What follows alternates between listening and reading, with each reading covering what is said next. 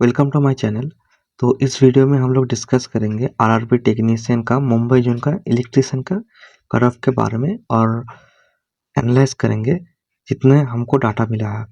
तो मैंने दो साइड से डाटा कलेक्ट किए हैं, एक रैंक मित्रा और एक रैंक गुरुजी। आप सब लोग को पता है कि रैंक मित्रा और रैंक गुरुजी में हम लोग आंसर की देते हैं और वहाँ पर हम लोग का आंसर की के हिसाब से एक डाटा रेडी होता है और वहाँ पर नॉर्मलाइजेशन भी होता है जिसका जैसा शिफ्ट होता है हार्ड और इजी उसके हिसाब से। तो एनालाइज से पहले मैंने पूरा एक्सेल शीट बनाया है जहाँ पर मैंने जोन को अलग कर लिया है और वहाँ से ट्रेड को भी अलग कर लिया है। तो आप देख सकते हैं रैंक मित्रा में थोड़ा ज़्यादा डाटा है और रैंक ग्रुज में थोड़ा कम। मैं इसका भी कारण बताऊंगा। पहले तो कैंडिडेट ने रैंक मित्र में शायद ज़्यादा अप्लाई किया होगा और रैंक गुरुजी में कम, ये तो एक कारण है। उसको भी छोड़कर और एक कारण है कि रैंक मित्र में आपको बोथ मतलब ITI प्लस बोथ ये दोनों ऑप्शन मिल रहा है। मतलब जो जो सबका PCM के साथ ITI भी है वो मतलब इलेक्ट्रीशियन है उसके साथ PCM भी है, वो भी इस डाटा में है। और रैंक गुरुजी में ओनली ITI है, मतलब ओनली इलेक्ट्रीशियन जिसका है वही है, इसीलिए रैंक गुरुजी में थोड़ा डाटा कम है।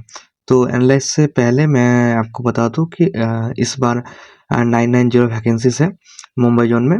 उसमें से 403 UR है, 262 OBC है, 136 SC है, 72 ST है और 117 EWS है। तो मैं आपको बता दूं जैसे फिटर और वेल्डर ट्रेड में कुछ अपना मतलब जो कोर होता है, बट इलेक्ट्रिशियन में ऐसा कोर नहीं होता। कोर मतलब हो रहा है कि उसमें और कोई ट्रेड एप्लीकेबल नहीं होगा। जैसे वेल्डर में वेल्डिंग मतलब वेल्डर, उसमें वेल्डर में सिर्फ वेल्डर ही एप्लीकेबल होता है और जो अदर्स पोस्ट है उसमें सब एप्लीकेबल होता है। ऐसे करके पोस्ट रेडी होता है। पर इलेक्ट्रिशियन का जो पोस्ट है उसमें इलेक्ट्रिशियन का कोर कोई ज़्यादा पोस्ट नहीं है। मुझे नहीं दिखा कोर कोई पोस्ट। तो इलेक्ट्रिशियन में मुझे ऐसा कोई कोर पोस्ट नहीं मिला। बट फिटर में जैसे फिटर का कोर पोस्ट है, मतलब फिटर खुद एक कोर पोस्ट है। फिटर में सिर्फ फिटर ही एप्लीकेबल है और जो अदर पोस्ट है उसमें सब एप्लीकेबल है। वैसे वेल्डर में वेल्डर का खुद का पोस्ट है और भी जो पोस्ट है उसमें और भी सब ट्रेड एप्लीकेबल है। ऐसा ही इलेक्ट्रिशियन में ऐसा कोई कोर पोस्ट मुझे नहीं मिला, क्योंकि इसमें जो भी पोस्ट है वो किसी ना किसी ट्रेड में एप्लीकेबल है। मतलब 403 पोस्ट में से ज़्यादा सब मतलब मैक्सिमम पोस्ट में आप इलेक्ट्रिशियन से अप्लाई करोगे फिर भी मिल जाएगा, फिटर से अप्लाई करोगे फिर भी मिलेगा, वेल्डर से, मतलब कुछ ना कुछ ट्रेड उसमें है। तो इसमें से कोई कोर इलेक्ट्रिशियन का नहीं है, तो इसमें सब ट्रेड का रेस होगा।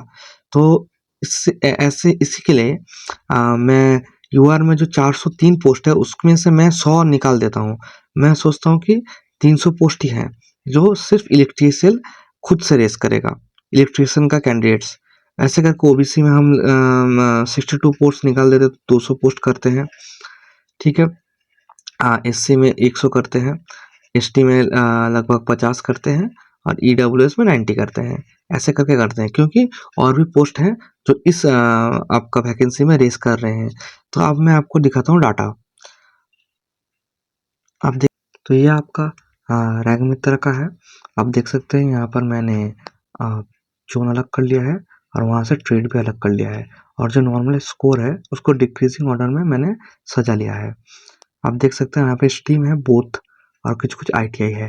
बोथ मतलब उसका PCM है, उसके साथ कोई ट्रेड मतलब इलेक्ट्रिशियन ट्रेड भी है, और ITI मतलब सिर्फ उसका इलेक्ट्रिशियन ट्रेड है। आप देख लीजिए मैं ऐसे सजा लिया हूँ।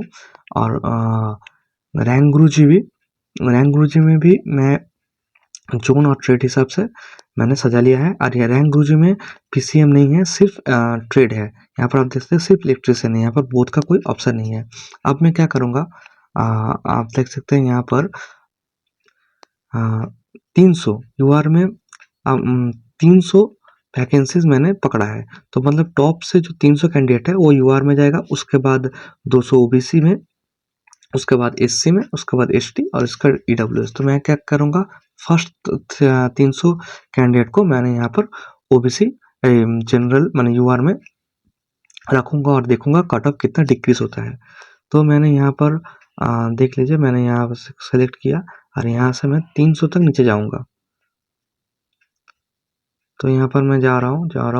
तो यहाँ पर देख सकते हैं आप लगभग 250 हुआ, 300। तो ये 300 तक मैंने गया। तो यहाँ पर आप देख सकते हैं जो आपका नॉर्मल स्कोर है वो 85.18 है, और जो आपका रॉ है वो आप देख सकते हैं 80, 81, 79 इसके आसपास है। तो यहाँ से मुझे हम लोग को एक आइडिया लग गया। एक तो होता है आपका रॉ और एक होता है नॉर्मलाइज्ड, और यहाँ पर भी एक रॉ और एक नॉर्मलाइज्ड। तो उसके हिसाब से अगर आप देखें तो यहाँ पर जो है वो रॉ है 79 से लगभग 82 तक, और जो नॉर्मलाइज है वो 85 से हम लोग पकड़ते हैं 87, क्योंकि अभी भी बहुत सारे कैंडिडेट यहाँ पे इनरोल नहीं किए हैं। रिजल्ट जब रिजल्ट जब निकलेगा तो यहाँ पर बहुत सारे कैंडिडेट एक्स्ट्रा होंगे, तो यहाँ से यहाँ पर नॉर्मलाइज में इफेक्ट उसका पड़ेगा, इसीलिए मैं नॉर्मलाइज में थोड़ा ज़्यादा कर लेता हूँ। तो इसके बाद मैं क्या करूँगा, 200 ओबीसी को सिलेक्ट करूँगा। इसके लिए मैं क्या करता हूँ कि यहाँ पर जो यूआर सिलेक्ट किया था, मैं इस यूआर को यहाँ से हटा देता हूँ। मतलब इतना कैंडिडेट का सिलेक्शन हो गया है, पकड़ लीजिए। तो यहाँ से मैंने यहाँ को डिलीट कर दिया है। तो यहाँ पर जो है, यहाँ पर वो फर्स्ट 300 कैंडिडेट मैंने हटा दिया है जो यूआर में सिलेक्ट हो गया था। इसके बाद मैं क्या करूँगा, इसके बाद मैं यहाँ पर जो कैटेगरी है उस कैटेगरी को सिर्फ ओबीसी कर लूँगा। आप देख सकते हैं यहाँ पर जो मैं कैटेगरी है, यह कैटेगरी जाके सिर्फ ओबीसी कर लेता हूँ।